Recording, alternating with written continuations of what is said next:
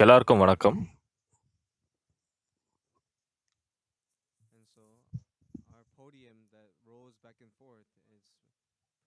நாம் வேதத்திலிருந்து இப்பொழுது பார்க்கலாம். அப்போஸ்தலர் 9ஆம் அதிகாரத்திலிருந்து பார்க்கலாம். 1ஆம் வசனத்திலிருந்து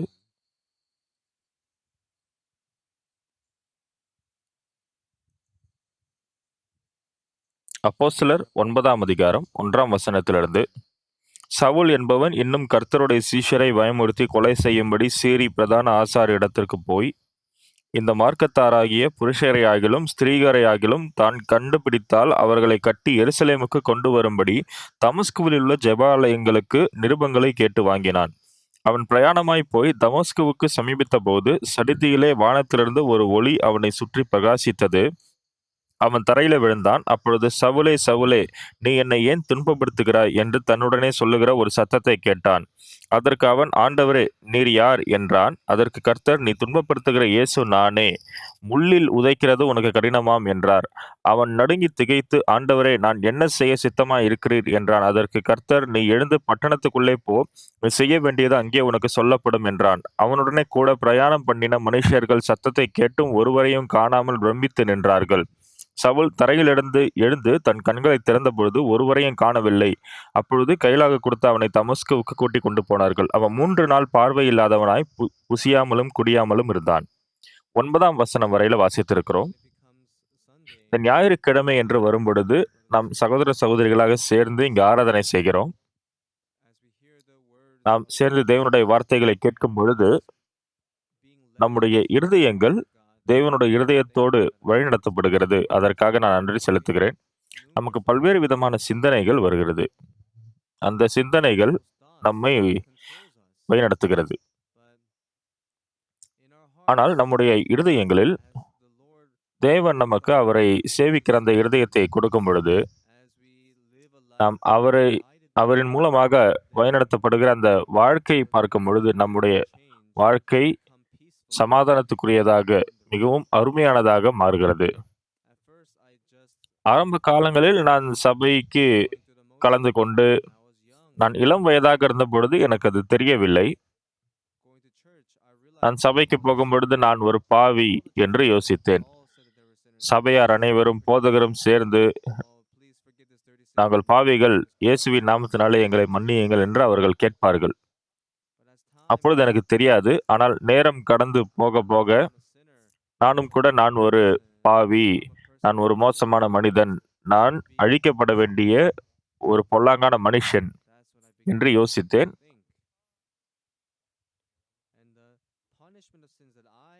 நான் என்னுடைய பாவத்திற்காக அழிக்கப்பட்டிருக்க வேண்டும். ஆனால் இயேசு அதை ஏற்றுக்கொண்டார். அவர் அந்த நேரத்தில் அந்த தண்டனை பெற்றுக்கொண்டார். அதற்காக நான் ரொம்ப தேவனுக்கு நன்றி செலுத்துகிறேன். நான் ரொம்ப சந்தோஷப்பட்டேன். அந்த பாவ மன்னிப்பை பெற்ற பிறகு என்னுடைய வாழ்க்கை முற்றிலுமாக மாறியது. நான் வேதத்தை வாசிக்கும் பொழுது நான் மறுபடியுமாக வாசித்தேன். நான் வெளிப்புறமாக இந்த வேதத்தை பார்க்கும் பொழுது அதில் எந்த ஒரு பெரிய விஷயமும் தெரியவில்லை. ஆனால் அதிகமாய் வேதத்தை வாசிக்கும் பொழுது அந்த வேதத்தினுடைய வார்த்தை என்னுடைய இருதயத்துல தங்க ஆரம்பித்தது. அது என்னை மாற்ற துவங்கியது. சில மாதங்கள் கடந்து போய் 3 மாதங்கள் அந்த மாதிரி கடந்து போகும் பொழுது, இயேசு எனக்காக மரித்திருக்கிறார். இதை பார்த்த பொழுது நான் ரொம்ப நன்றி செலுத்துறேன்.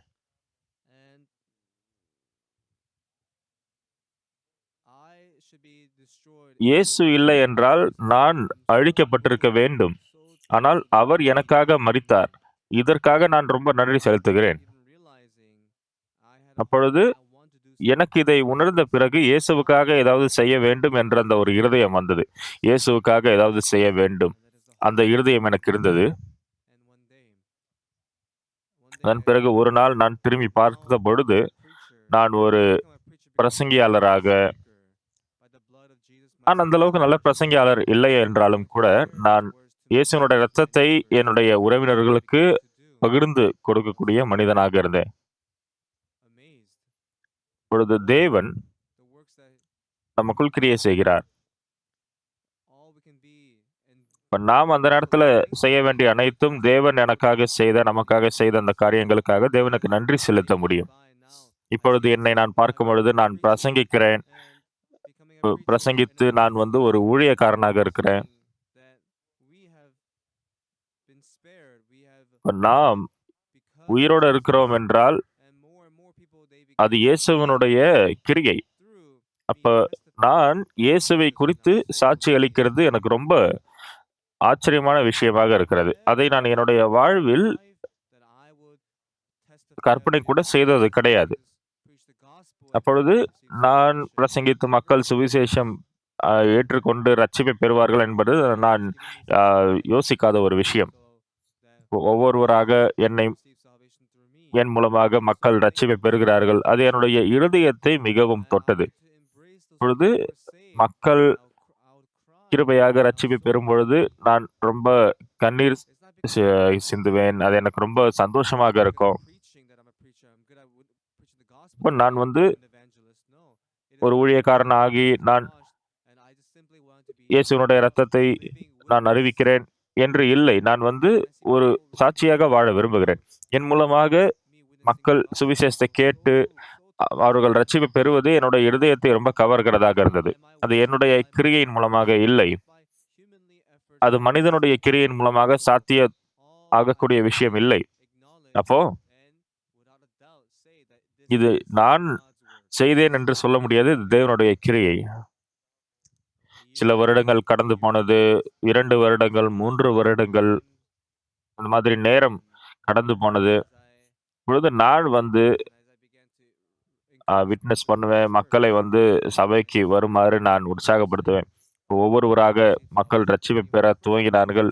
ஆரம்பத்தில் நான் சுவிசேஷம் அறிவித்து முதல் தடவையாக சுவிசேஷம் அறிவித்து முதலாவது ஒரு நபர் சுவிசேஷத்தை கேட்டு ரட்சிப்பை பெறும் பொழுது ஒரு பணிவான ஒரு இளம் நபர், அவரை நான் சனிக்கிழமை நீங்க சபைக்கு வாங்க அப்படின்னு சொல்லி நான் ஒரு மதிய நேரம் முழுவதும் அவருக்கு சுவிசேஷம் அறிவித்தேன். அந்த சகோதரர் பார்க்கும் பொழுது அவர் சுவிசேஷம் கேட்டு ரட்சிப்பை பெறுவது போல தெரிஞ்சதா நான் ரட்சிப்பை பெறல. அதனால நான் கொஞ்சம் அப்செட்டா இருந்தேன். அடுத்த நாள் ஞாயிற்றுக்கிழமை. அவர் அடுத்த நாள் ஞாயிற்றுக்கிழமை அந்த புல்பீட்டுக்கு போனாரு, சாட்சி அளித்தார். அந்த சகோதரரை பார்க்கும்போது எனக்கு ரொம்ப ஆச்சரியமாக இருந்தது. அந்த சகோதரர் நிச்சயமாக நேற்று நாம் கொடுத்த அந்த ஐக்கியத்தின் மூலமாக சுவிசேஷத்தை கேட்டாரு. அப்ப அவர் சொன்னாரு, சகோதரர் அக்சு பார்க் அவர் சுவிசேஷத்தை சொல்லும் பொழுது எனக்கு ஒண்ணுமே புரியல. அதனால எனக்கு ரொம்ப வெறுப்பா இருந்தது. ஆனா இன்னொரு சகோதரர் என்னிடத்தில் சுவிசேஷம் அறிவித்த பொழுது நான் ரொம்ப சந்தோஷப்பட்டேன். நான் ரட்சிப்பை பெற்றுக்கொண்டேன். அது எனக்கு ரொம்ப அவமானமா இருந்தது.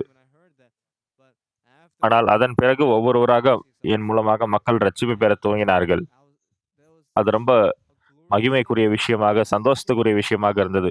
தேவனே, என்னை போன்ற ஒரு மனிதர் மூலமாக நீங்க கிரியை செய்யறீங்க. நான் ஒன்றுமே இல்லாத, எதற்கும் உதவாத ஒரு மனிதன். ஆனா என் மூலமாக மக்கள் ரட்சிப்பை பெறுகிறார்கள். அதை நான் யோசித்து பார்க்கும் பொழுது நன்றிக்குரிய விஷயம் என்னவென்றால், நீங்கள் அனைவரும் கூட உங்களுக்குள் தேவன் கிரியை செய்ய விரும்புகிறார். மற்றும் என் மூலமாக மக்கள் ரட்சிப்பை பெறும் பொழுது நான் எனக்கு ரொம்ப ஆச்சரியப்படுகிறேன். என்னுடைய இருதயத்திற்குள்ளாக அது ஒரு சந்தோஷத்தை கொடுக்குது. அப்ப என்னுடைய இருதயத்திலேயே நான் சுவிசேஷத்துக்காக வாழணும் அப்படின்ற அந்த ஒரு இருதயம் வருது. இப்ப நான் ஒரு சுவிசேஷம் அறிவிக்கிறவனாக நான் தேவன் மூலமாக வழிநடத்தப்படுகிறேன். நான் அதை பார்க்கும் பொழுது ரொம்ப சந்தோஷப்படுறேன். இன்று காலையில நான் உங்ககிட்ட என்ன பகிர்ந்து கொள்ள விரும்புறேன்னா, இப்ப இங்க கூடியிருக்கிற நீங்க எல்லாருமே நீங்க ஊழியக்காரன் ஆவறதுக்கு முயற்சி பண்ணி பாருங்க. நீங்க ஊழியக்காரனாயிட்டு உங்கள் மூலமா மக்கள் சுவிசேஷத்தை கேட்கும் பொழுது உங்களுடைய வாழ்நாள் முழுவதும் நீங்க மறக்க முடியாத ஒரு தருணமா அது அமையும். உங்கள் மூலமாக இன்னொருவர் ரட்சிப்பை பெறுகிறார். அவர் சுவிசேஷம் அறிவிச்சு உங்களுடைய குடும்பமாக, உங்களோட பிள்ளைகளாக, பேர பிள்ளைகளாக நீங்க இயேசுவை சேவிக்கிறவர்களாக நீங்க பைபிள் கான்ஃபரன்ஸ் பண்ணி இயேசு எப்படி உங்கள ரட்சித்தார் அப்படின்றதெல்லாம் நீங்க வந்து அறிவிச்சு நீங்க ரட்சிப்பு பெறுகிறப்போ, தேவனுக்கு நீங்க ரொம்ப நன்றிக்குரியவர்களா வாழ முடியும். அப்ப இங்க இருக்கிற சகோதர, சகோதரிகளும்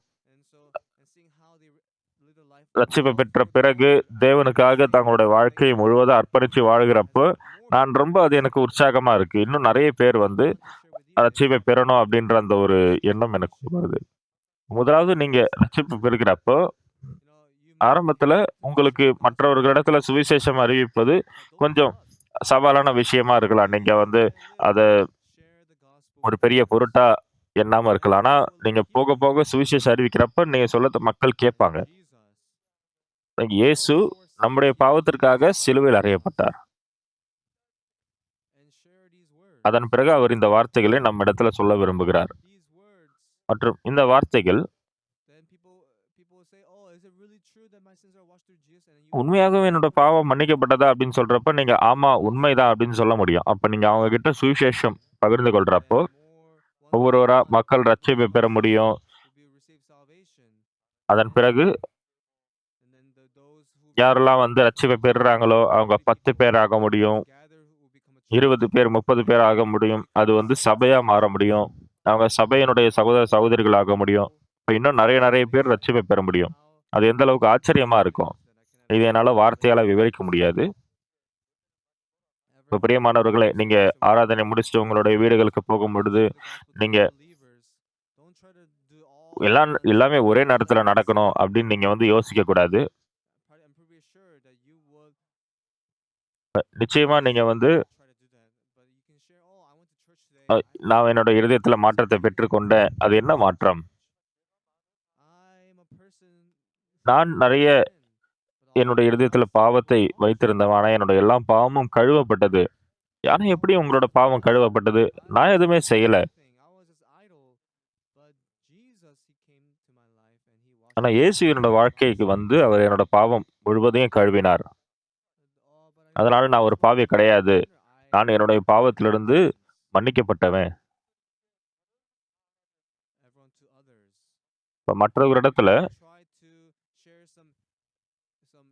நீங்க ஏதோ வேதத்திலிருந்து ரொம்ப பெரிய பெரிய வார்த்தைகள நான் வந்து பகிர்ந்து கொள்ளணும் அப்படின்ற இது அர்த்தம் கிடையாது. உங்களோட பாவம் கழுவப்பட்டத, நீங்க அந்த சந்தோஷத்த பெற்றுக்கொண்டத நீங்க வந்து பகிர்ந்து கொண்டீங்களா போதும். நான் வந்து இப்ப பரலோகத்துக்கு முடியும். நான் இயேசுவ சந்திக்க முடியும். அப்படின்ற அந்த இருதயம் எனக்கு வந்தது. இப்ப நீங்க சபையில இருக்கும் பொழுது, முதல் முறையா சபைக்கு வரவங்கள நீங்க சந்திக்கும் பொழுது, உங்களுக்கு தெரியலனாலும் இந்த வார்த்தைய நீங்க பகிர்ந்து கொள்ளும் பொழுது, ஆரம்பத்துல சபைக்கு வந்தேன். நான் வந்து என்னுடைய பாவம் மன்னிக்கப்பட்டத நான் வந்து பகிர்ந்து கொள்ளும் பொழுது, இப்ப மக்களுடைய கண்கள் திறக்கப்படும். அவங்க சந்தோஷத்த பெற்றுக் கொள்வாங்க.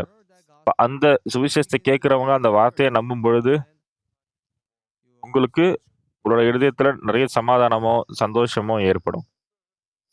இப்ப பிரியமானவர்களே, நீங்க எத ஞாபகம் வைத்துக் கொள்ளணும்னா, எல்லாருமே பாவம் செய்து தேவ மகிமையற்றவர்களாகி, இலவசமாய் அவருடைய கிருபையினாலே கிறிஸ்து இயேசுவில் உள்ள மீட்பைக் கொண்டு நீதிமான்களாக்கப்படுகிறார்கள். நீதிமான்களாக்கப்படுகிறார்கள். இதுதான் வேதம் நமக்கு சொல்லுகிறது.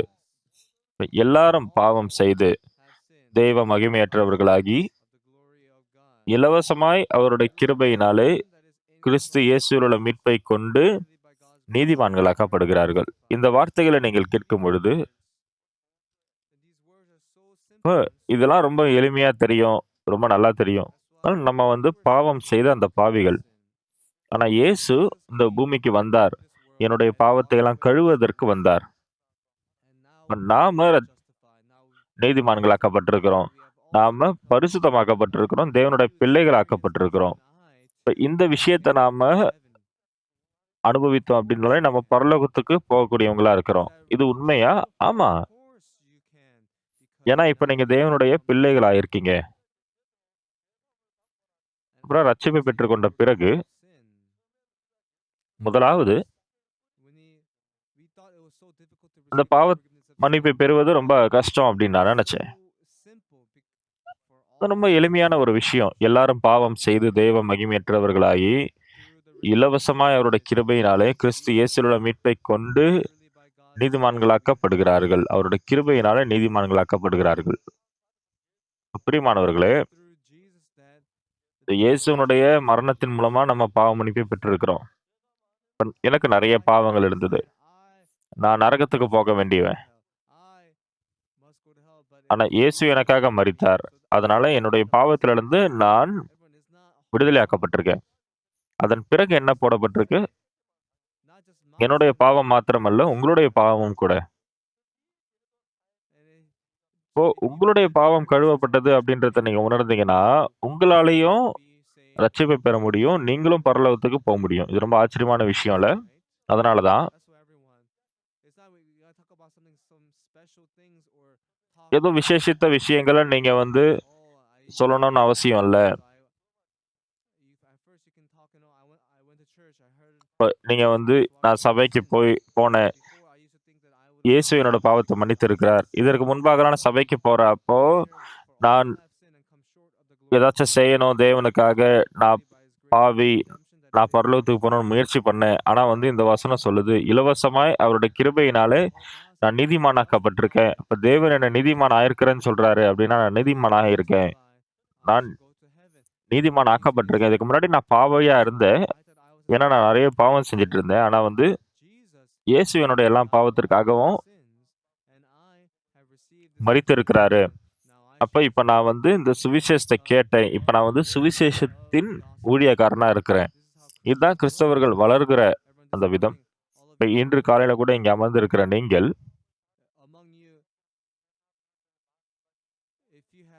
நீங்கள் இந்த சுவிசேஷத்தை மற்றவர்களுக்கு பகிர்ந்து கொள்ளக்கூடிய விதத்துல இல்லன்னா, ஆரம்பத்துல நம்ம எல்லாருமே நல்லா சுவிசேஷம் அறிவிப்போம்னு சொல்ல முடியாது. ஆனா இந்த இடத்துல நீங்க இந்த சுவிசேஷத்தை அறிவிக்கும் பொழுது எல்லாரும் பாவம் செய்து தேவ மகிமையற்றவர்களாகி, இயேசு எனக்காக மரித்திருக்கிறார். அவர் என்னோட பாவத்தை கழுவி இருக்கிறார். அதனால நாம மற்றவர்கள் மூலமா துன்புறுத்தப்பட்டாலும், ஆனா என்னுடைய பாவம் இயேசுவின் மூலமா கழுவப்பட்டது போல உங்களுடைய பாவமும் இயேசுவின் மூலமா கழுவப்பட்டது. சுவிசேஷத்தை அறிவிக்கும் பொழுது உங்கள் மூலமா சுவிசேஷத்தை கேட்டவர் நிச்சயமா ரட்சிப்பை பெற்றுக் கொள்வாரு. ஓ! நான் என்னோட பாவம் கழுவப்பட்டதா? அப்ப நான் எதுவுமே செய்ய வேண்டாமா? நான் பரலோகத்துக்கு போலாமா? ஓ! நீங்க உங்களுடைய கிரியையின் மூலமா பரலோகத்துக்கு போவது கிடையாது. இப்ப நீங்க சபிக்கப்பட வேண்டியவர், அழிக்கப்பட வேண்டியவர். ஆனா இயேசு உங்களுக்காக மரித்தார். அவர் உங்களோட பாவம் அனைத்தையும் கழுவி இருக்கிறார். அதனால தான் நீங்க பரலோகத்துக்கு போ முடியும். உங்களுக்கு புரியுதுங்களா? இப்ப இந்த வார்த்தைகள நீங்க பகிர்ந்து கொள்ள முடியும். மற்றும் இயேசு சிலுவையில மரிக்கும் பொழுது, அவர் என்னுடைய பாவத்திற்காகவும் மரித்திருக்கிறார். அப்ப நிச்சயமா என்னுடைய பாவம் கழுவப்பட்டிருக்கு. அது உண்மை. அப்புறம் நான் என்ன செய்வது? நீங்க செய்ய வேண்டியதெல்லாம் விசுவாசிப்பது. இது ரொம்ப எளிமையான விஷயம் இல்லையா? நிச்சயமா இயேசு பாவம் செய்யாதவர். நம்மளுடைய பாவத்திற்காக அவர் சிலுவையில அறையப்பட்டிருக்கிறார் இல்லையா? நம்மளுடைய பாவம் எல்லாம் இயேசுவின் மூலமா கழுவப்பட்டதன் மூலமா, அவர் நம்முடைய பாவத்திற்காக சிலுவையில அறையப்பட்டிருக்கிறார். அப்ப நம்மளுடைய பாவம் கழுவப்பட்டது நிச்சயமான விஷயம். என்னுடைய நண்பர் வந்திருந்தார். இது உனக்கும் பொருந்தும். நீ ஏதோ செய்ததன் மூலமா நீ ரட்சிப்பு பெற்ற இல்ல. இயேசு அதை செய்திருக்கிறார். அவர் உங்களுக்காக மரித்திருக்கிறார். மற்றும் அதை நீங்கள் உணரும் பொழுது, நான் எந்த இடத்துல மரிக்கணுமோ அந்த இடத்துல இயேசு மரித்திருக்கிறார். எல்லாரும் பாவம் செய்து தேவ மகிமையற்றவர்களாகி இலவசமாய் அவருடைய கிருபையினாலே கிறிஸ்து இயேசுவுள்ள மீட்பை கொண்டு நீதிமான்களாக்கப்படுகிறார்கள். இதை நான் ஏதோ சிறப்பா செய்வதன் மூலமா நான் ரட்சிப்பு பெற்றிருக்கிறேன் என்று இல்லை. இயேசு எனக்காக செய்திருக்கிறார். அவர் எனக்காக சிலுவையில் அறையப்பட்டிருக்கிறார். அவர் அறையப்பட்டதன் மூலமாக நான் ரட்சிப்பை பெற்றிருக்கிறேன். நான் இந்த நீதித்துவத்தை பெற்றிருக்கிறேன். இதை தெரியாதவங்க இப்ப பாவம் செய்யாதவங்க யாரு? எல்லாருமே பாவம் செய்தவங்க. எல்லாருமே பாவின்னு தானே சொல்றாங்க. ஆனா இந்த வார்த்தைகள் எல்லாம் இன்னும் அதிகமா அவங்க கேட்கிறப்போ, ஓ! நான் ஒரு பாவி. ஆனா என்னுடைய பாவத்திற்காக அவர் சிலுவையில் அறையப்பட்டிருக்கிறார். சரிதானே? உங்களுக்கு புரியுதுங்களா? நான் சொல்வதற்கு நீங்க பதில் சொல்லுங்க. இயேசு என்னுடைய பாவத்திற்காக மரித்திருக்கிறார் இல்லையா? இப்ப என்னுடைய பாவத்திற்காக நான் மரிக்கவில்லை என்றாலும், இயேசு என்னுடைய பாவத்திற்காக மரித்ததுனால என்னுடைய பாவம் கழுவப்பட்டது உண்மதானே? அதனால தான் இயேசு சிலுவையில் அறையப்பட்ட பொழுது, நாம் இந்த வார்த்தைகளை பகிர்ந்து கொள்றப்போ, இயேசு நம்மளுடைய எல்லாருடைய பாவத்திற்காகவும் மரித்திருக்கிறார். மற்றும் மக்கள்களுக்கு மத்தியில, இந்த எல்லா மக்கள்களுக்கும் மத்தியில, ஆக்ஸு பார்க் அவரும் கூட இதுல சேர்க்கப்பட்டிருக்கிறாரு. இப்ப நீங்கள் எல்லாரும் அந்த இயேசுவினுடைய இரத்தத்தின் மூலமாக, அவரோட மரணத்தின் மூலமாக, அவருடைய அந்த மரணத்துக்குள்ள நீங்க எல்லாருமே அடங்கி இருக்கீங்க. இப்ப அவருடைய அந்த பலியின் மூலமா நீங்க எல்லாருமே மன்னிக்கப்பட்டிருக்கீங்க. ஆனா இன்னும் நெறைய பேர் என்ன மன்னிச்சிருங்க அப்படின்னு கேட்டுட்டு இருக்காங்க. ஒரு நாள் நீங்க வந்து யோசிப்பீங்க, நான் வந்து பாவம் செய்திருக்க கூடாது. ஆனா நான் பாவம் செஞ்சுட்டேன். ஆனா இயேசு என்னுடைய பாவத்திற்காக மரித்திருக்கிறார். அப்படின்னா என்னுடைய பாவம் கழுவப்பட்டிருக்கா இல்லையா? அந்த பாவம் இன்னும் மீதமா இருக்கா இல்லையா? அ அது மன்னிக்கப்பட்டிருக்கு. இப்ப நான் வந்து பாவம் செய்த பாவி. ஆனா எனக்காக இயேசு மரித்திருந்தார்ன்னா, அப்ப என்னுடைய பாவம்லாம் கழுவப்பட்டிருக்கு. சரிதானே? பிரியமானவர்களே, உங்களுடைய பாவங்கள்லாம் கழுவப்பட்டிருக்குன்னா, நீங்க கழுவப்பட்டிருக்கீங்களா? இல்லையா? மற்றும் நீங்கள் அதை குறித்து யோசிக்கும் பொழுது, நான் எப்படி பரலோகத்துக்கு போவேன்? நான் வந்து பொய் சொல்லியிருக்கேன். நான் வந்து திருடியிருக்கேன். நான் நெறைய பாவம் செய்திருக்கேன்.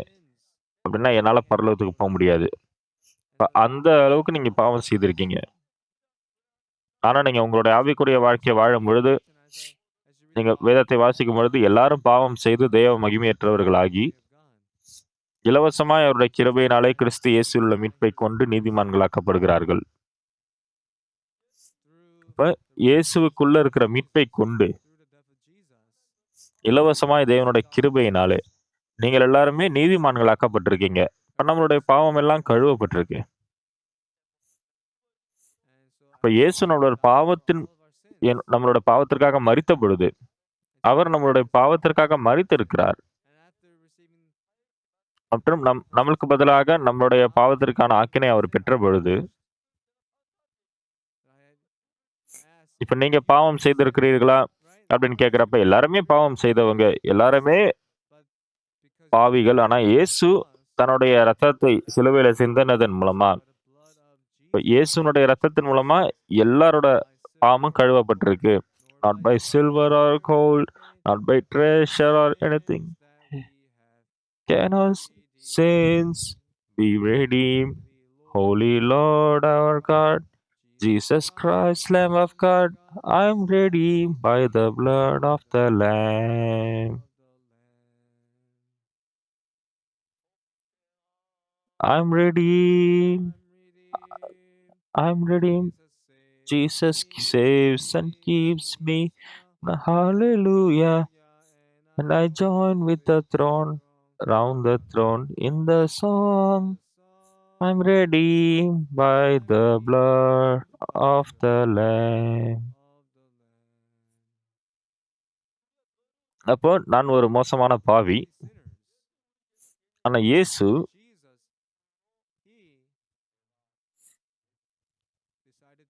நமக்காக தன்னையே தியாகம் செய்வதற்கு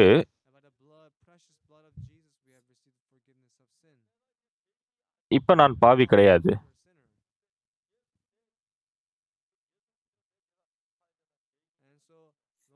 இப்ப நான் பாவி கிடையாது. ஏன்னா இயேசு என்னுடைய பாவத்திற்காக மரித்திருக்கிறார். ஏய் என்னுடைய பாவி என்னுடைய பாவங்கள் அவர் உங்களுடைய பாவத்தையும் கழுவக்கூடியவர். ஆமென். இப்ப நீங்க எந்த மாதிரி பாவிகள் என்றிருந்தாலும், ஆனா இயேசுவால மன்னிக்க முடியாத பாவம் என்று இல்லை.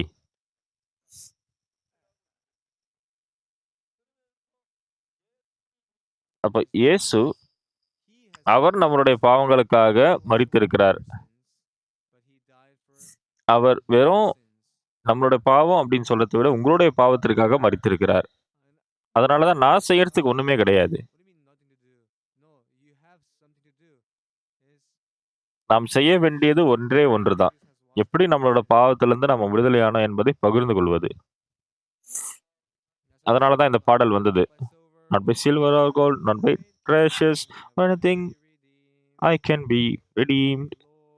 Holy Lamb of God, Jesus Christ, Lamb of God, I'm redeemed by the blood of the Lamb.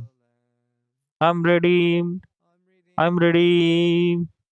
Jesus save and keep me. That's now. Hallelujah. I joy in the song, the throne in the song. I'm redeemed by the blood of the Lamb.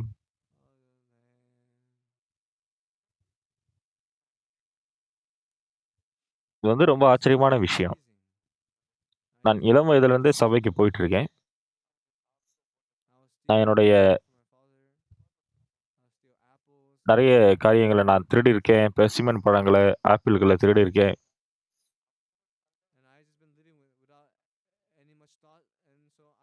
இந்த மாதிரி நான் வந்து நெறைய என்னுடைய தவறுகள் நான் நெறைய செஞ்சுட்டு இருந்ததுனால, நான் ஒரு பாவின்னு நெனச்சேன். ஆனா இயேசுவினுடைய பாவத்தை சுமந்து கொண்டு மரித்தார். அதன் பிறகு என்னுடைய இருதயம் மாற்றப்பட்டது. அதன் பிறகு தேவன் எப்படி என்னோட இருதயத்தில கிரியை செய்றார்ன்றத பார்க்க ஆரம்பிச்சேன். இதற்கு முன்பாக எனக்கு இந்த இருதயம் அமைஞ்சதில்ல. நான் ஒரு பிரசங்கியாளரா மாறுவேன் அப்படின்னு நான் யோசிச்சது கிடையாது.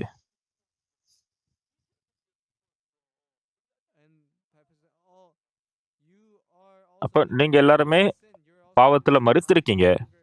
நீங்க பாவத்துல வேதாகமம் என்ன சொல்லுது? நாம எல்லாருமே பாவம் செய்து தேவ மகிமையற்றவர்களாகி, இலவசமாய் அவருடைய கிருபையினாலே கிறிஸ்து இயேசுவில் உள்ள மீட்பைக் கொண்டு நாம் நீதிமான்களாக்கப்படுகிறோம்.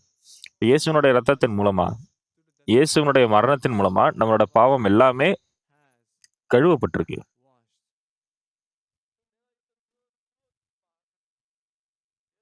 மற்றும் இயேசு எனக்கு நெறைய பாவங்கள் இருந்தாலும், என்னோட எல்லா பாவத்திற்காகவும் அவர் மரித்திருக்கிறார். அதனால நம்ம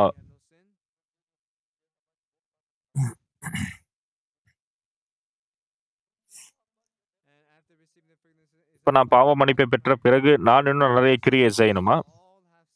இல்ல. எல்லாரும் பாவம் செய்து தேவ மகிமையற்றவர்களாகி, இலவசமாய் அவருடைய கிருபையினாலே கிறிஸ்து இயேசுவில் உள்ள மீட்பைக் கொண்டு நீதிமான்களாக்கப்படுகிறார்கள்.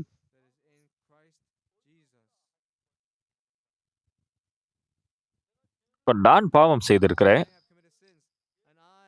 என்னுடைய எல்லா பாவமும் இயேசுவின் மூலமாக அந்த கிரயம்லாம் கொடுக்கப்பட்டு முடிந்திருக்கிறது.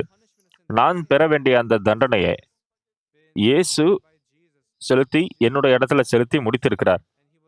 அவர் எனக்காக அந்த கல்லறையிலிருந்து உயிர்த்தெழுந்தார். அதன் பிறகு அவர் என்னுடைய பாவம் அனைத்தையும் என்றென்றைக்குமாக கழுவி இருக்கிறார், முடித்திருக்கிறார்.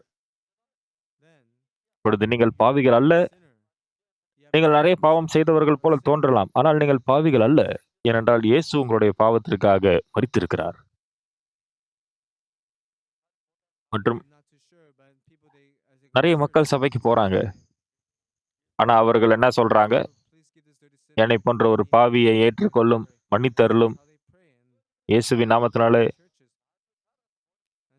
நான் வளர்ந்த சபையில அந்த மாரி தான் எனக்கு கற்றுக் குடுத்தாங்க. ஆனா அது உண்மை இல்ல அப்படின்றத நான் உணர்ந்தேன்.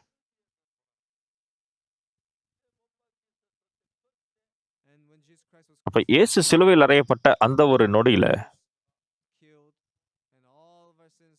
என்னுடைய பாவம் எல்லாமே நித்தியமாக கழுவப்பட்டிருக்கு. எல்லாருமே பாவம் செய்து தேவ மகிமையற்றவர்களாகி, இலவசமாய் அவருடைய கிருபையினாலே கிறிஸ்து இயேசுவில் உள்ள மீட்பைக் கொண்டு நீதிமான்களாக்கப்படுகிறார்கள்.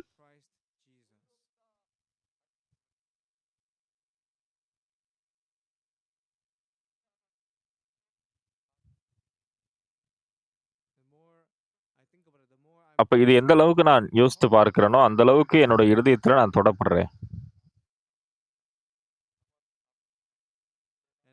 நான் ஆப்பிள்கள திருடி இருக்கிறேன், பர்சிமன் பழங்கள திருடி இருக்கிறேன், மற்றவர்களுடைய நிலங்கள்ல இருந்து. நான் நரகத்துக்கு பாத்திரவான் என்று யோசித்தேன். ஆனா எல்லாரும் பாவம் செய்து தேவ மகிமையற்றவர்களாகி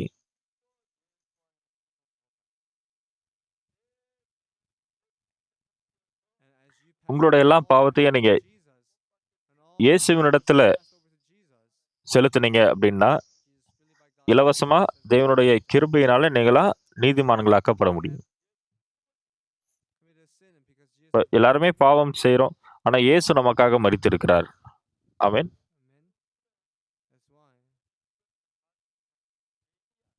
இப்ப நாம பாவிகள் இல்ல.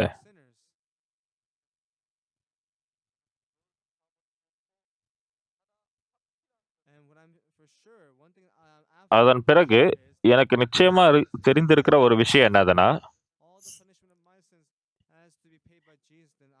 நான் பாவி. ஆனா என்னுடைய எல்லா பாவத்திற்காகவும் செலுத்தி முடிக்க வேண்டியது இயேசுவினுடைய வேலை. என்னுடைய பாவத்திற்குரிய கிரயம் அனைத்தையும் இயேசு செலுத்தி முடித்திருக்கிறார். அந்த விசுவாசத்தின் மூலம் தான் நான் பரலோகத்துக்கு போ முடியும். இப்ப நேர்மையா சொல்லணும்னா, நான் நெறைய பாவம் செய்திருக்கிறேன். ஆப்பிள்கள், பெர்சிமன் பழங்கள் இதெல்லாம் திருடியிருக்கேன்.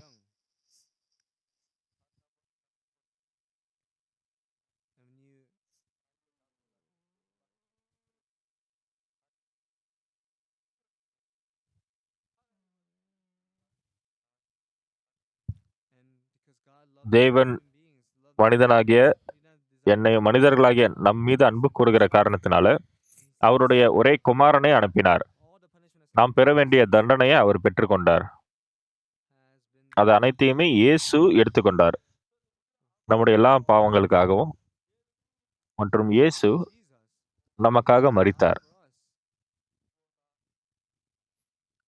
மற்றும் நம்முடைய பாவம் எல்லாமே வெண்பனியைப் போல கழுவப்பட்டிருக்கு. I am redeemed, I am redeemed. Jesus saves and keeps me அ நான் என்னுடைய பாவத்தை கழுவவில்லை. ஆனா இயேசு என்னை மீட்பதற்காக அவர் ஒப்புக் கொடுக்கப்பட்டிருக்கார்.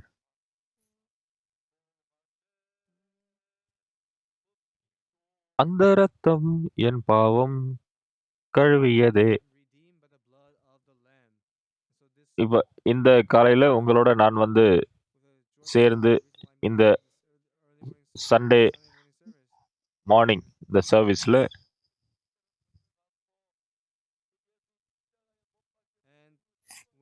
இயேசு உங்களுக்காக சிலுவையில அறையப்பட்ட பொழுது, அவர் உங்களுடைய பாவம் அனைத்தையும் கழுவி இருக்கிறார்.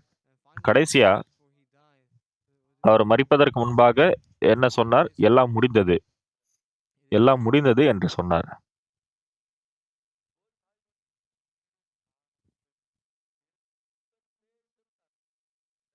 மற்றும் இயேசு சிலுவையில நமக்காக மரித்தார். அவர் சிலுவையில் அறையப்பட்ட பொழுது நம்முடைய எல்லா சாபத்திற்காகவும் கொடுத்து தீர்த்து விட்டார்.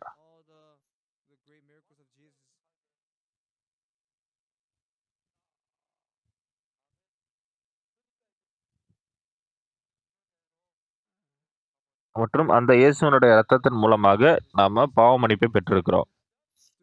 இயேசுவின் மூலமாக இந்த நீதித்துவத்தை நம்ம பெற்றிருக்கிறோம்.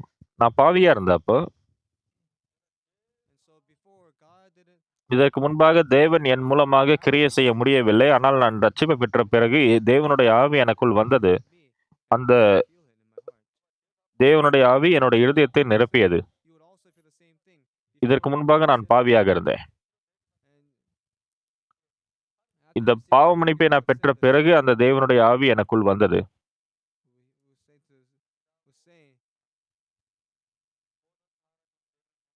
எல்லாரும் பாவம் செய்து தேவ மகிமையற்றவர்களாகி இலவசமாய் அவருடைய கிருபையினாலே கிறிஸ்து இயேசுவில் உள்ள மீட்பை கொண்டு நீதிமான்களாக்கப்படுகிறார்கள்.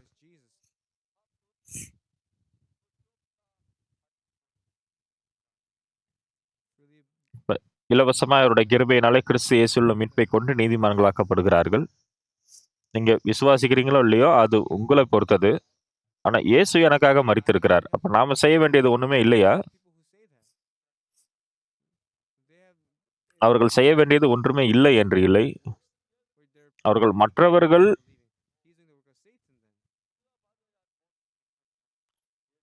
நம்புவதை தவிர்க்கிறார்கள். நான் அந்த பாடலை பாடும் பொழுது, "Not by silver or gold, not by treasures or things, Holy Lord our God, Jesus Christ, Lamb of God, I'm redeemed by the blood of the Lamb.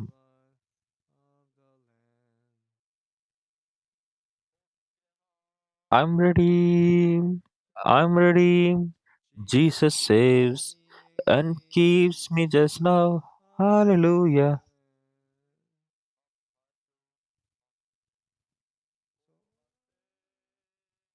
I'm redeemed by the blood of the Lamb."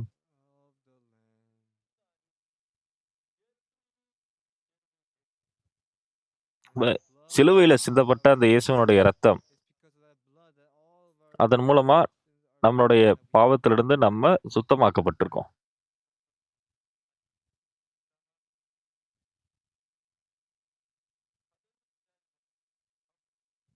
அப்போஸ்தலர் 9ஆம் அதிகாரத்தை பார்த்தீங்கன்னா, 1ஆம் வசனத்துல இதுல போடப்பட்டிருக்கிறது, சவுல் என்பவன் இன்னும் கர்த்தருடைய சீஷரை பயமுறுத்தி கொலை செய்யும்படி சீறி பிரதான ஆசாரியரிடத்திற்கு போய், இந்த மார்க்கத்தாராகிய புருஷராகிலும் ஸ்திரீகளையாகிலும் நான் கண்டு பிடித்தால், அவர்களை கட்டி எருசலேமுக்கு கொண்டு வரும்படி தமஸ்குவில் உள்ள ஜெபாலயங்களுக்கு நிருபங்களை கேட்டு வாங்கினான். முதல் முறையாக மக்கள் இயேசுவை விசுவாசிக்க துவங்கிய போது, இங்க இயேசுவை நம்புறவங்கள இங்க சவுல் வந்து துன்புறுத்துகிறார். அப்போஸ்தலனாகிய பவுல், அவர் சவுலாக இருந்தபொழுது சபைகளை துன்புறுத்தினார். அப்போ இந்த பிரதான ஆசாரியர்களுக்கு முன்பாக நிறைய மக்களை துன்புறுத்துகிறார், கொலை செய்கிறார். அவன் பிரயாணமாய் போய் தமஸ்குவுக்கு சமீபித்த பொழுது சடிதிலே வானத்திலிருந்து ஒரு ஒளி அவனை சுற்றி பிரகாசித்தது. இங்கே பிரயாணமாய் போய் என்று வருகிறது.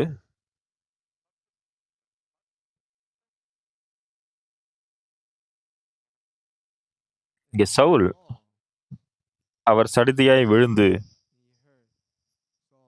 இங்கே சவுலே சவுலே என்ற சத்தம் கேட்கிறது.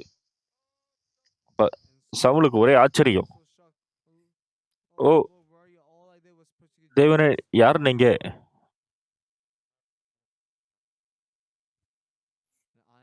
அதற்கு அவர், நீர் துன்பப்படுத்துகிற இயேசு நானே.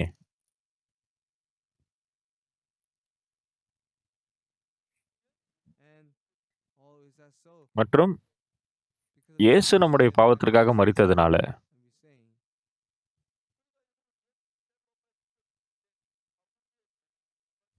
என்னுடைய பாவத்திற்காக யார் மரித்தது? இயேசு மரித்தார்.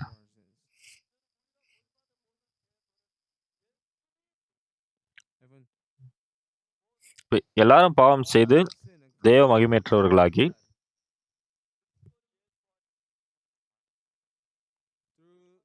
இலவசமாய் அவருடைய கிருபையினாலே கிறிஸ்து இயேசுவில் உள்ள மீட்பை கொண்டு நீதிமான்களாக்கப்படுகிறார்கள். இப்போ இந்த வார்த்தைகள், நம்ம இடத்துல பாவம் இல்ல, நம்ம நீதிமான்களாக்கப்பட்டிருக்கிறோம். நிச்சயமா நம்ம பாவம் செய்தவர்கள். ஆனா இயேசுவின் மூலமா நம்மளுடைய எல்லா பாவமும் கழுவப்பட்டிருக்கு. இலவசமாய் தேவனுடைய கிருபையின் மூலமா நம்மளுடைய எல்லா பாவமும் கழுவப்பட்டிருக்கு. அதனால நம்ம நீதிமான்களாக்கப்பட்டிருக்கோம். அதனால இந்த தேவனுடைய சித்தத்தின்படி இயேசு இந்த பூமிக்கு வந்தார். அவர் மரித்த பொழுது உங்களுக்காகவும் எனக்காகவும் மரித்தார். நம்முடைய பாவத்திற்காக அவர் மரித்தார். ஆமென். இப்ப நான் பெற வேண்டிய அந்த பாவத்தின் ஆக்கினைய, நான் பெற வேண்டிய அந்த பாடுகளை இயேசு எல்லாத்தையுமே அவர் பாட அனுபவித்து அவர் முடித்திருக்கிறார். இப்ப நான் பாவத்திலிருந்து விடுதலையாக்கப்பட்ட மனிதனாக இருக்கிறேன். எல்லாரும்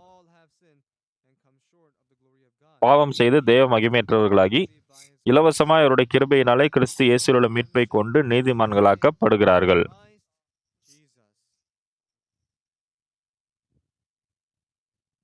இதை குறித்து நான் யோசிக்கும் பொழுது நான் ரொம்ப நன்றி செலுத்துகிறேன். இப்போ ஒரு விஷயத்தை நான் சொல்ல விரும்புறேன், பிரியமானவர்களே. உங்களுடைய ரட்சிப்பின் சாட்சியை மற்றவரிடத்துல நீங்க பகிர்ந்து கொண்டீங்கன்னா அது நலமாக இருக்கும்.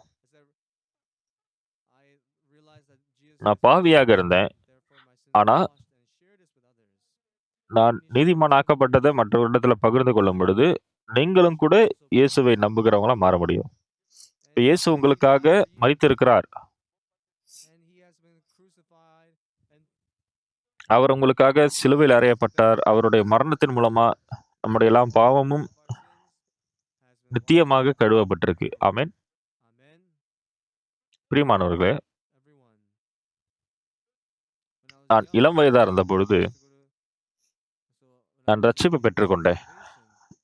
நான் அதிகமா வேதத்தை வாசிப்பேன். அப்ப அது ரொம்ப ஆச்சரியமாக இருந்தது. அது ரொம்ப சுவாரஸ்யமா இருந்தது. புரிந்து கொள்வது கஷ்டமா இருந்தது. ஆனா தொடர்ந்து வாசிக்கும் பொழுது,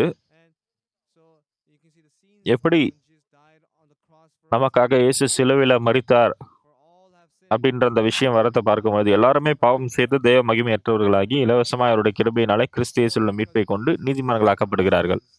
இப்ப எனக்காக இயேசு சிலுவையில மரித்ததன் மூலமா நான் நீதிமானாக்கப்பட்டிருக்கேன். நான் பாவம் இல்லாதவனா மாற்றப்பட்டிருக்கேன்.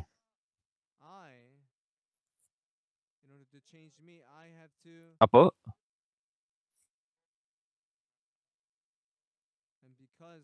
என்னோட எல்லா பாவமும் இயேசுவின் மூலமா கழுவப்பட்டதுனால, அந்த இயேசுவை நான் விசுவாசிக்க துவங்கினேன்.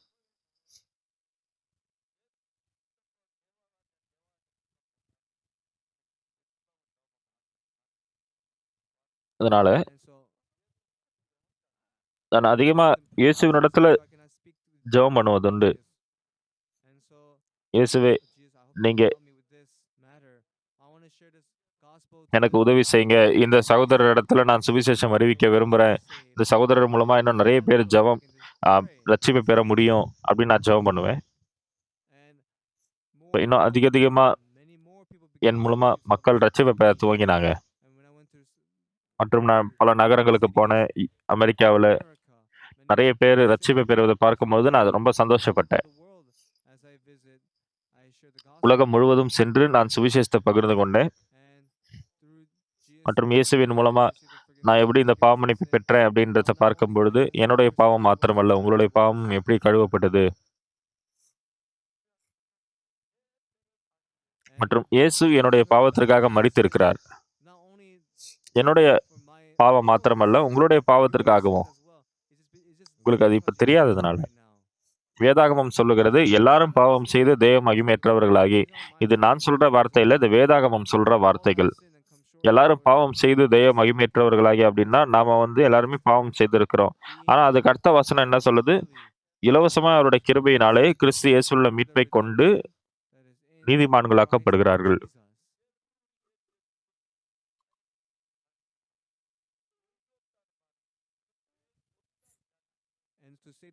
அப்போ நான் நீதிமானாக்கப்பட்டிருக்கேன் அப்படின்னா, உங்ககிட்ட பாவம் இல்லன்னு அர்த்தம். அப்போ வேதத்தின் மூலமா இந்த வார்த்தைகள நாம பார்க்கிறோம். இயேசு நமக்காக எப்படி மரித்தார் அப்படின்றத இந்த வார்த்தைகள் சொல்லுகிறது. இந்த வார்த்தைகளை நாம் நம்பும் பொழுது, என்னுடைய பாவம் நித்தியமாக கழுவப்பட்டிருக்கு. அது எந்த நாள், எந்த மாதம், எந்த வருடம், இந்த அளவுக்கு அப்படின்னு இல்ல. அது நித்தியமாக, ஒரே தரம் அவர் நித்தியமாக நமக்காக முடித்திருக்கிறார்.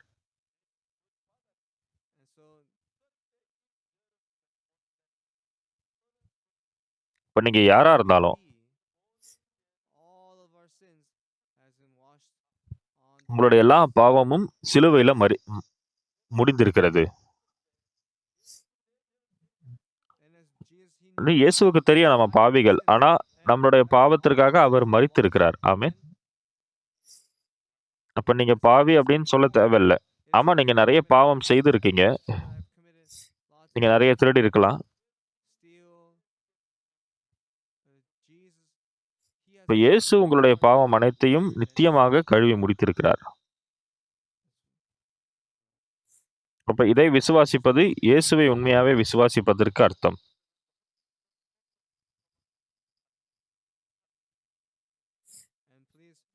இதை குறித்து உங்களுக்கு கேள்வி இருந்ததா அப்படின்னா, நீங்க கரங்களை உயர்த்தலாம். யாருக்காவது ஏதாவது கேள்வி இருக்கா? உங்களுக்கு புரியுதுங்களா?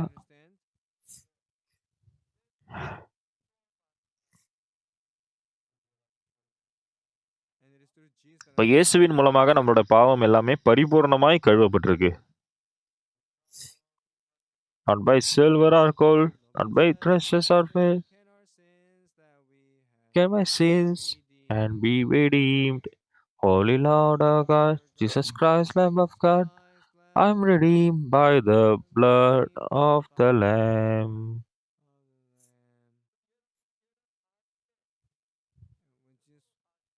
அப்போ இயேசு நம்மளோட பாவத்தை 99% முடிக்கல. அவர் என்னோட பாவத்தை முழுமையா கழுவி முடித்திருக்கிறார். மற்றும் அவர் எனக்காக மரித்திருக்கிறார். இப்ப நாம இயேசுவை ஏன் நம்புறோம்? நான் என்னுடைய பாவத்திற்காக நியாயத்தீர்க்கப்பட வேண்டும், மரிக்க வேண்டும். ஆனா இயேசு என்னுடைய பாவத்திற்காக மரித்ததுனால, இயேசு எனக்காக மரித்ததுனால, இயேசு எனக்காக மரிக்கலனா, நான் சிலுவையில அறையப்பட்டிருக்கணும். நான் என்னுடைய பாவத்து நிமித்தமா நரகத்துக்கு போயிருக்கணும். ஆனா இயேசு எனக்காக மரித்ததுனால, என்னுடைய எல்லா பாவமும் கழுவப்பட்டிருக்கு. இப்ப அந்த ஒரு நன்றிக்குரிய இருதயத்தோட நான் தேவனுக்கு முன்னாடி போ முடியும்.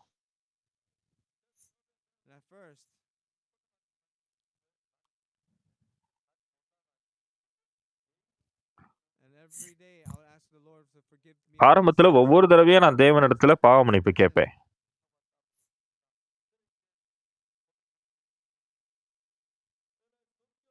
ஆனா நான் வேதத்தை வாசித்த பொழுது, எல்லாரும் பாவம் செய்து தேவ மகிமையற்றவர்களாகி,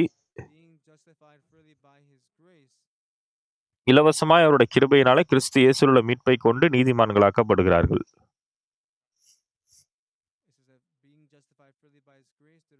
இப்போ இதுதான் வேதாகமம் சொல்லுகிறது. இது தேவனுடைய வார்த்தை.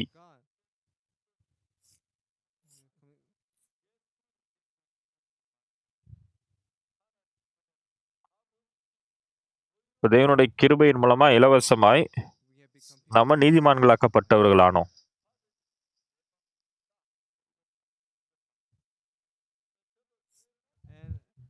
மற்றும் நான் சபைக்கு போயிட்டு இருந்த நேரத்துல நான் பாவின்னு யோசிச்சேன். ஆனா ஒரு நாள் நான் சபைக்கு போறப்போ, எல்லாரும் பாவம் செய்து தேவ மகிமையற்றவர்களாகி,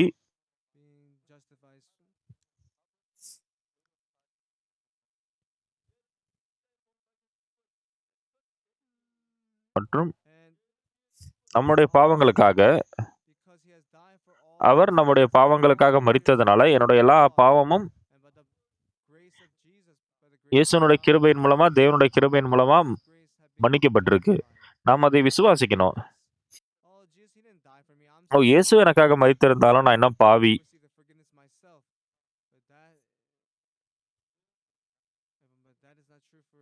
அது நமக்கு விசுவாசத்துக்குரியது கிடையாது. எல்லாரும் பாவம் செய்து, நம்ம செய்த பாவம் எல்லாத்தையுமே இயேசு எடுத்திருக்கிறார்.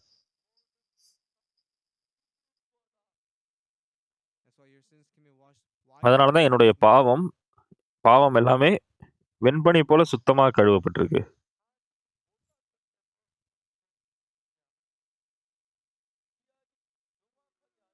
மற்றும் இந்த வார்த்தைகளை நீங்க தெளிவா வாசிச்சீங்க அப்படின்னா,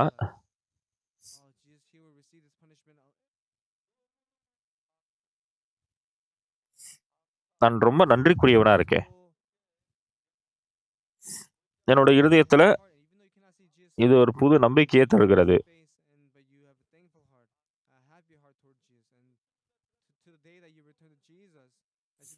நீங்க இயேசுவோட நெருங்கி இருக்கும் பொழுது தேவனுடைய அந்த கிருபை உங்களுடைய இருதயத்துல வர முடியும்.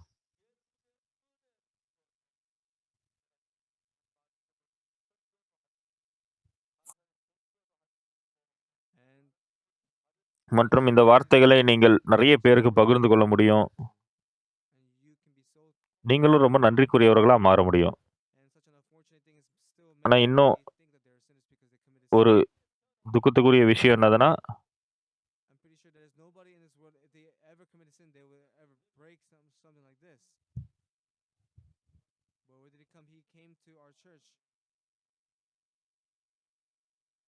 what can wash away my sin? Nothing but the blood of Jesus. இப்ப இயேசு நம்மளுடைய பாவத்திற்காக மரித்திருக்கிறார். மரித்து அவர் நம்மளுடைய பாவம் எல்லாத்தையுமே கழுவி இருக்கிறார். அப்ப நம்ம சந்தோஷப்படுறோம் இல்லைங்களா? அப்ப நம்ம தேவனிடத்துல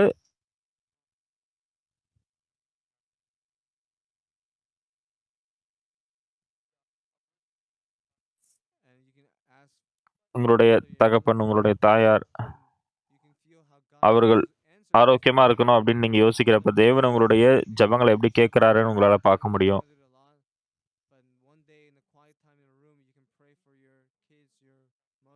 சில நேரங்கள்ல உங்களுடைய பெற்றோருக்காக நீங்க ஜெபிக்கும் பொழுது, உங்களுடைய உறவினருக்காக நீங்க ஜெபிக்கும் பொழுது, மற்றவர்களுக்காக ஜெபிக்கிற அந்த இருதயம் உங்களுக்கு இருந்தால் நலமாக இருக்கும்.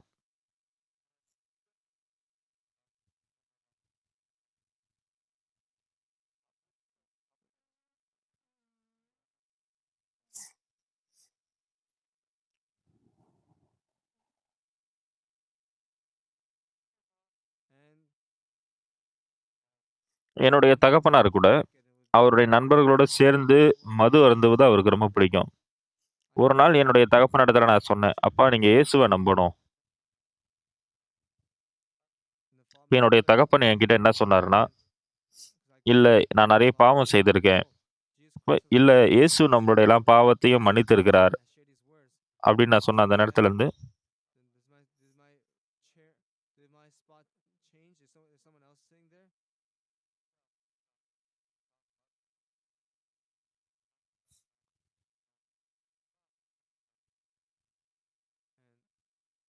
மற்றும் இதை குறித்து நான் யோசிக்கும் பொழுது,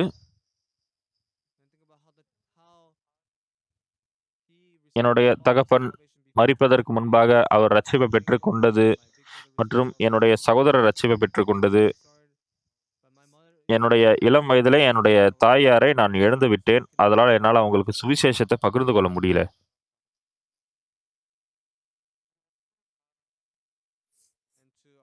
மற்றும் என்னுடைய உறவினர்களிடத்துல நான் இந்த சுவிசேஷத்த பகிர்ந்து கொண்டிருக்கேன்.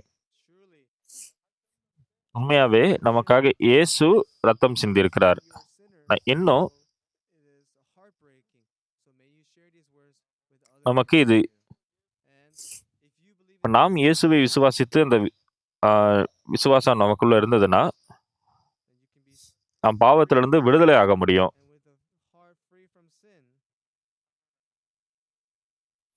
இந்த வார்த்தைகளை மற்றவரிடத்துல நாம் பகிர்ந்து கொள்ள முடியும்.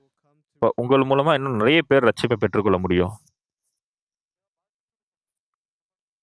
யாருக்காவது ஏதாச்சும் கேள்வி இருக்கா?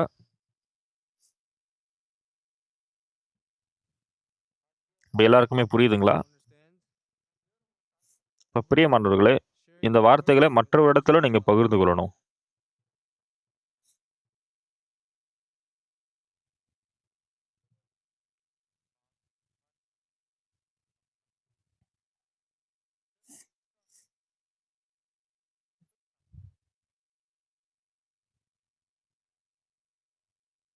என்னுடைய தகப்பனுக்கு அவருடைய நண்பர்கள ரொம்ப பிடிக்கும். என்னுடைய தகப்பனுக்கு அவர் கூட சேர்ந்து மது அருந்துறவங்க இருப்பாங்க நெறைய பேரு. அவர் எப்பொழுதுமே இயேசுவை விசுவாசிப்பதுல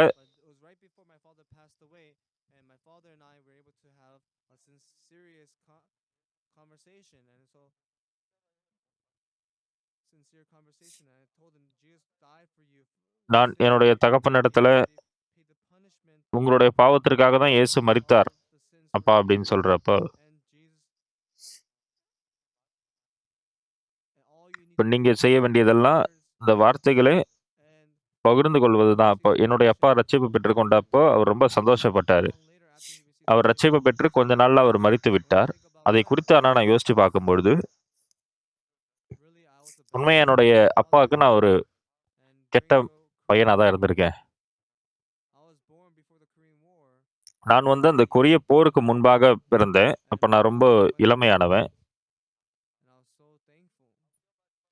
இப்ப என்னுடைய தகப்பன் மரித்து போறதுக்கு முன்னாடி, நான் வந்து நெறைய அழுதேன். ஆனா, அதே சமயத்துல நான் ரொம்ப சந்தோஷமும் பட்டேன். என்னுடைய அண்ணா வந்தாரு. அவர் ரொம்ப சோகமா இருந்தாரு. நான் அவர்கிட்ட சொன்னேன், நீங்க வந்து கவலைப்பட தேவையில்ல. ஏன்னா, நம்மளுடைய அப்பா வந்து ரட்சிப்ப பெற்றுக் கொண்டிருக்கிறாரு. அவர் பரலோகத்தில இருக்கிறாரு. அப்ப இப்போ இப்போ என்னுடைய அப்பா, என்னுடைய அண்ணன் எல்லாருமே இறந்து போயிட்டாங்க. என்னுடைய சகோதரி இருந்தாங்க. இப்ப நான் வந்து என்னுடைய குடும்பத்தில தலைப்பிள்ளையா இருக்கேன். இப்ப பிரியமானவர்களே, உங்களுடைய குடும்பத்தோட நீங்க இந்த வார்த்தைகள பகிர்ந்து கொள்ள வேண்டும்.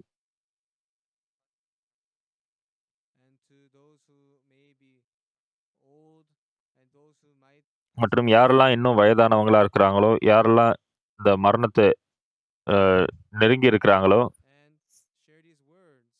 கொஞ்சம் கொஞ்சமா நீங்க இந்த வார்த்தைகள அவர்களிடத்தில பகிர்ந்து கொண்டீங்கன்னா, அதாவது ஒரே நேரத்தில நீங்க முற்றிலுமா பகிர்ந்து கொள்றது கஷ்டம். ஆனா கொஞ்சம் கொஞ்சமா நீங்க பகிர்ந்து கொண்டீங்கன்னா, எல்லாரும் பாவம் செய்து தேவ மகிமையற்றவர்களாகி, இலவசமா அவருடைய கிருபையினாலே கிறிஸ்து இயேசுவில் உள்ள மீட்பைக் கொண்டு நீதிமான்களாக்கப்படுகிறார்கள்.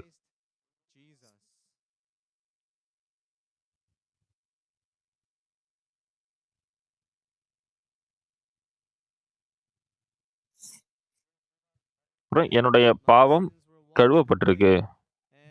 மற்றவரிடத்திலும் நீங்க பகிர்ந்து கொள்ளும் பொழுது, உங்களுடைய பாவமும் கழுவப்பட்டிருக்கு. இப்ப நீங்க செய்ய வேண்டியதெல்லாம் இந்த வார்த்தைய அவங்க கிட்ட பகிர்ந்து கொண்டு நீங்க விவரிச்சு சொல்வது. இப்ப அவங்களாலயும் இந்த மாதிரியான ஆக்கினையிலிருந்து விடுதலையாக முடியும். உங்களுடைய சாட்சிய நீங்க பகிர்ந்து கொள்ளலாம்.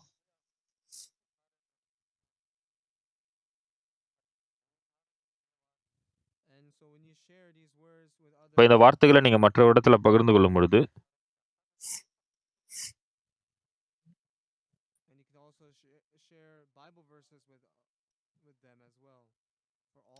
இப்ப எல்லாருமே பாவம் செய்து தேவ மகிமையற்றவர்களாகி, இலவசமாய் அவருடைய கிருபையினாலே கிறிஸ்து இயேசுவில் உள்ள மீட்பைக் கொண்டு நீதிமான்களாக்கப்படுகிறார்கள்.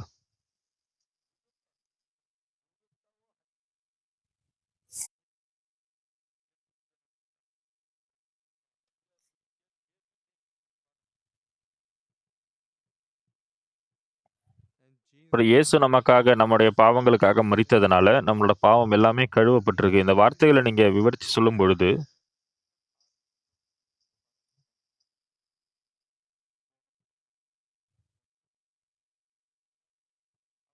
என்னால இந்த வார்த்தைகள என்னுடைய தாயாருக்கு பகிர்ந்து கொள்ள முடியல. ஏன்னா, நான் அந்த நேரத்துல இளமையா இருந்தேன். ஆனா, என்னுடைய அப்பாவுக்கு நான் பகிர்ந்து கொண்டேன். அது எனக்கு ரொம்ப நன்றிக்குரிய விதமா இருந்தது. என்னுடைய அப்பா எப்படி ரட்சிப்ப பெற்றாரு அப்படின்றத நான் யோசிச்சு பார்க்கிறப்ப நான் ரொம்ப சந்தோஷப்படுறேன். இப்ப என்னுடைய மூத்த சகோதரி இருக்காங்க. என்னுடைய இளம் சகோதரர் இருக்கிறாரு. நான் ரொம்ப நன்றி செலுத்துறேன்.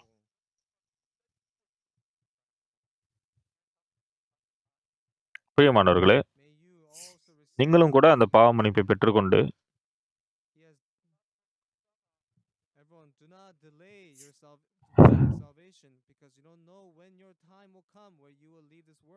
நீங்க ரட்சிப்பு பெறுவத நீங்க வந்து தவிர்த்து போட தேவையில்ல. ஏன்னா, எப்ப அந்த நாள் வரும்னு நமக்கு தெரியாது.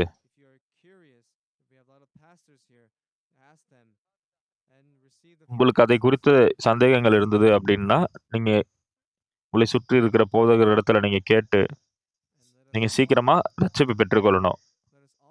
இப்ப நாம் எல்லாருமே சேர்ந்து அந்த பரலோக ராஜ்யத்துல பிரவேசிக்கலாம். மிக்க நன்றி.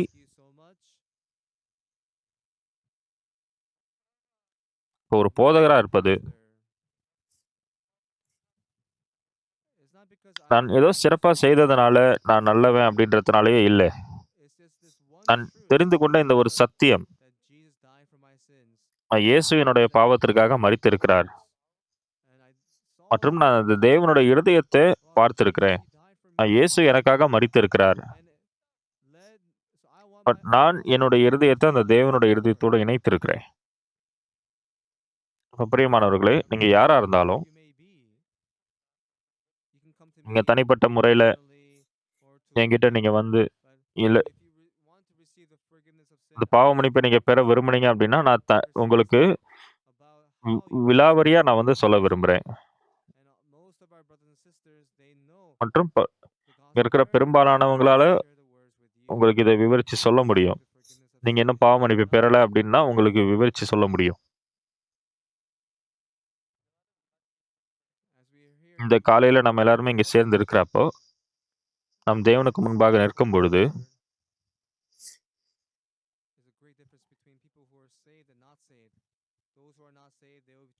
இப்ப யாரெல்லாம் ரட்சிப்ப பெறாம இருக்கிறாங்களோ, அவங்க வந்து நடுநடுங்கி அவங்க நான் நரகத்துக்கு போவேன் அப்படின்னு நினைப்பாங்க. ஆனா யாரெல்லாம் ரட்சிப்ப பெற்றிருக்கிறாங்களோ,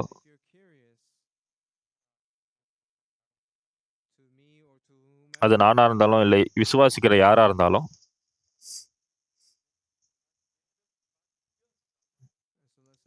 நான் நெறைய பாவங்கள செய்திருக்கிறேன். ஆனா இயேசு எனக்காக மரித்திருக்கிறார். நான் நெறைய பாவம் செய்த மனிதன். இப்ப நான் வந்து ஒரு பாவி அப்படின்னு சொல்லிட்டு இருந்தேன் அப்படின்னா, அது ஒரு பெரிய பிரச்சனையா இருக்கும். இப்ப இந்த வார்த்தையை விசுவாசிக்காதவங்க யாரா இருந்தாலும், இந்த வார்த்தைய அவங்க விசுவாசிச்சு, இந்த உலகத்துல வாழ்கிறப்போ, நான் இந்த உலகத்த விட்டு எப்ப போனாலும், நான் வந்து பரலோகத்துக்கு போவேன் அப்படின்ற அந்த ஒரு பரலோகத்துல நாம அந்த கிழக்கு பகுதியில இருக்கிற அந்த வாசல் வழியா நம்ம வந்து சந்திக்கலாம் அப்படின்னு சில பேரு வேடிக்கையா சொல்லுவாங்க. ஆனா நாம வந்து நம்மளோட பாவத்திற்காக சபிக்கப்பட்டிருக்கணும். ஆனா இயேசு நம்முடைய பாவத்திற்காக சிலுவையில் அறையப்பட்டதுனால நம்ம பரலோகத்துக்குரியவங்களா இருக்கிறோம். உங்களுக்கு தெரியலன்னா, நீங்க உங்கள சுற்றி இருக்கிறவங்க கிட்ட நீங்க கேட்கலாம். இப்போ இங்க இருக்கிற அனைவரும் நம்ம சேர்ந்து பரலோகத்துக்கு போக முடியும். இதுக்கு நீங்க ஆமென் சொல்ல முடியும் இல்லையா? ஜெபிக்கலாம். எங்கள் அன்பின் பரலோகத்தின் பிதாவே, எங்கள நீங்க நேசித்திருக்கீங்க. இந்த பாவத்துல நாங்க தவிக்காதபடி நீங்க எங்களுக்காக இயேசுவை அனுப்பியிருக்கீங்க. இங்க இருக்கிற ஒவ்வொருவரையும்